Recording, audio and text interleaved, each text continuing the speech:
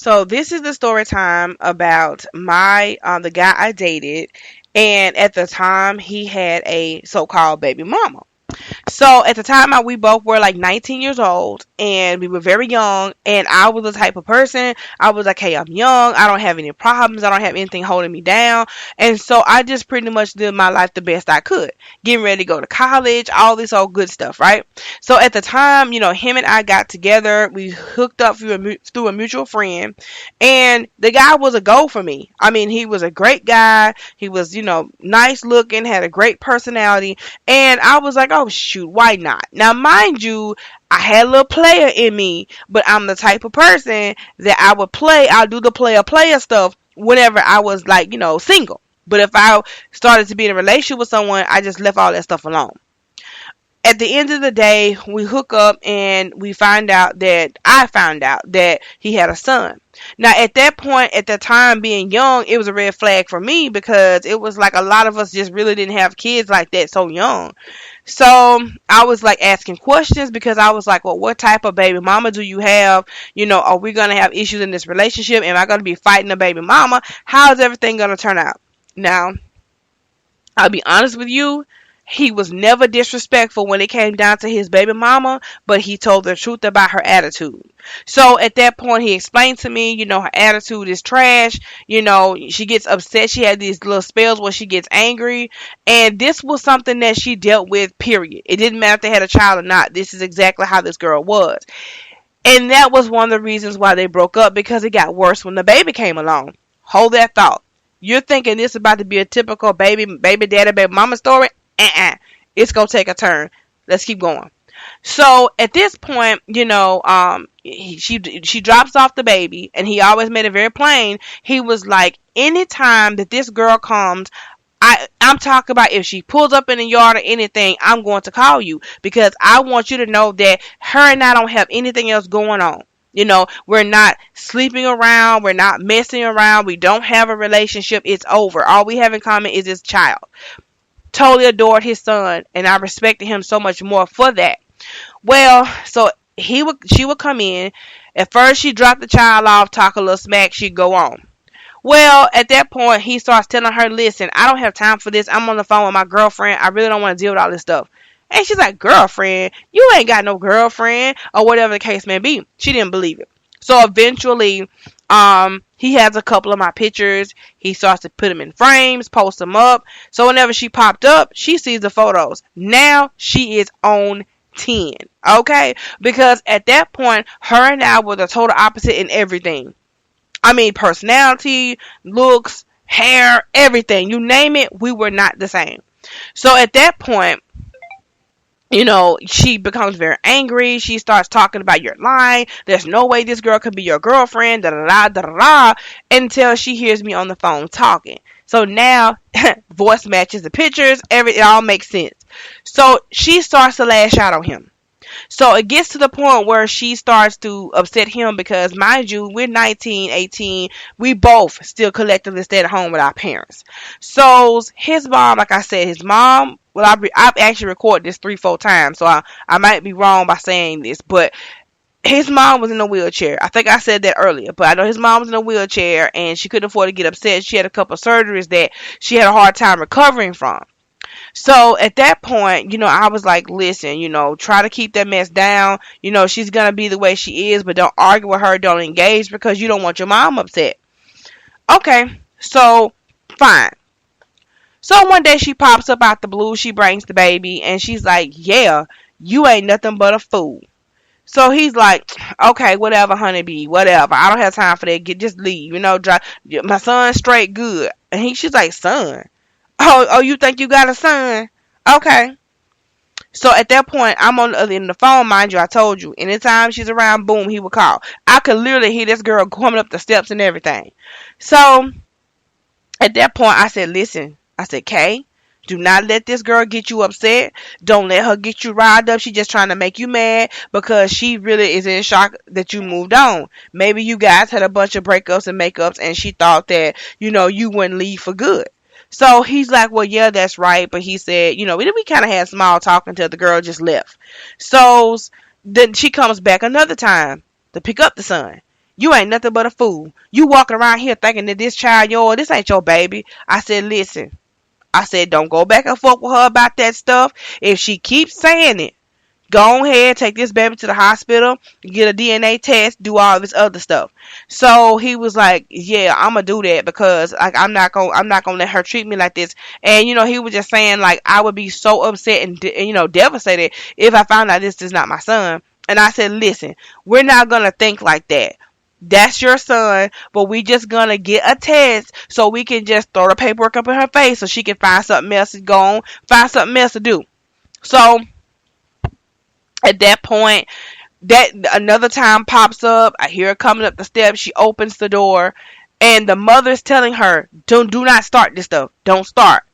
Oh, what did the mama say that for? Boom, it's World War III.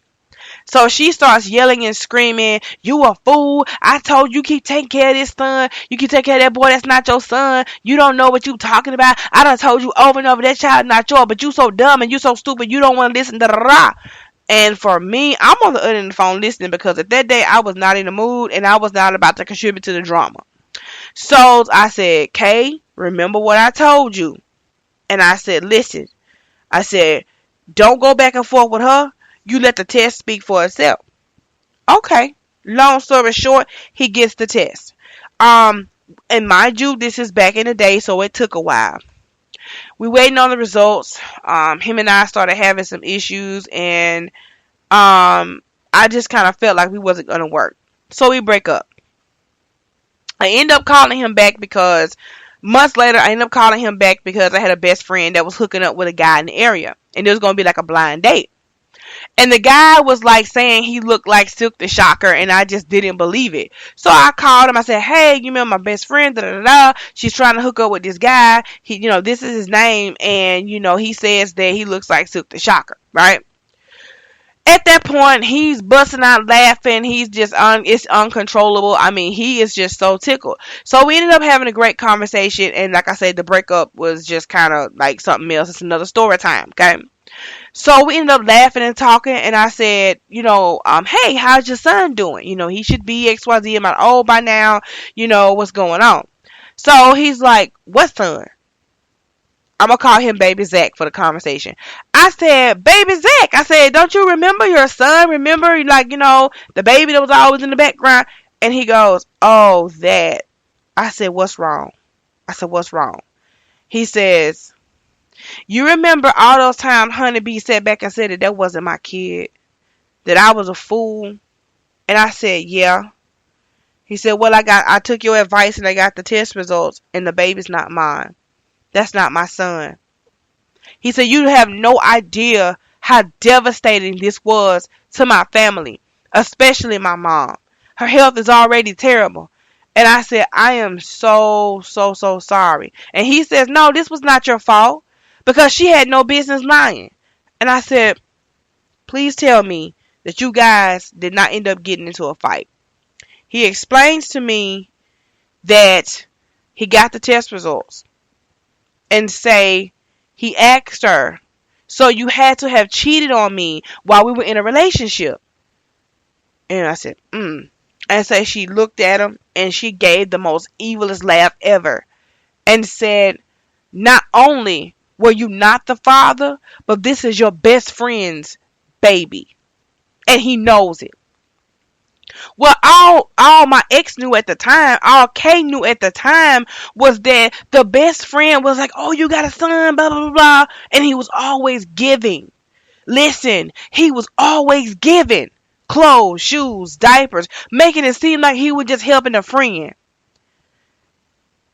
So eventually, I ended up talking to him again on the phone. Like I said, we were young and, we were in that era where, oh, we break up, we can still be friends. That type of junk.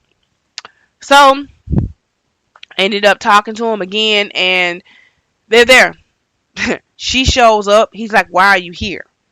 We don't have any ties together at all. Up steps behind her is the best friend.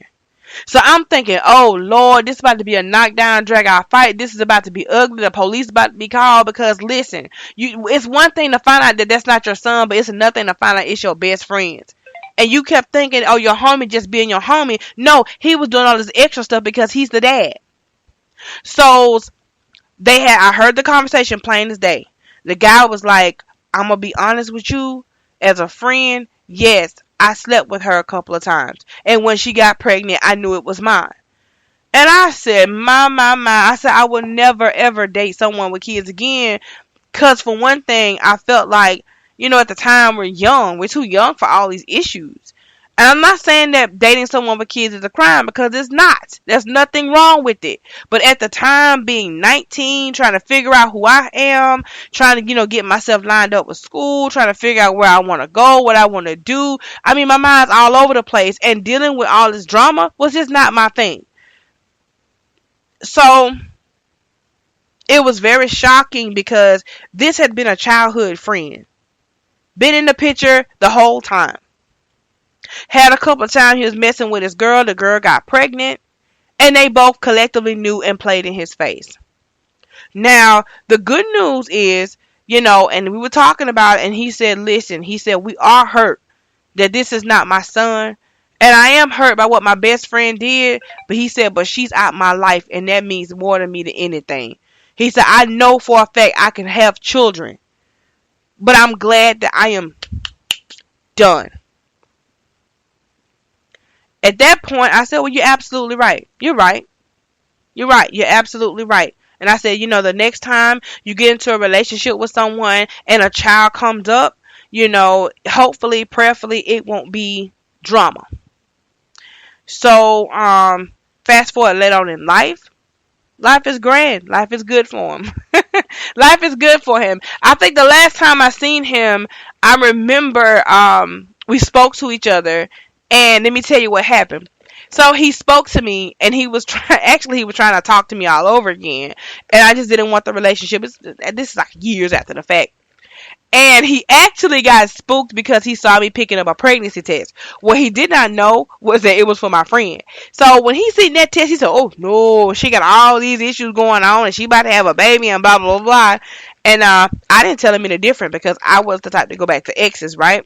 But anyway, like I say, for him, he ended up having a child of his own. Actually, his kid. Life is grand for him. But I just wanted to give that story time, and I'll talk to you guys later. Bye-bye.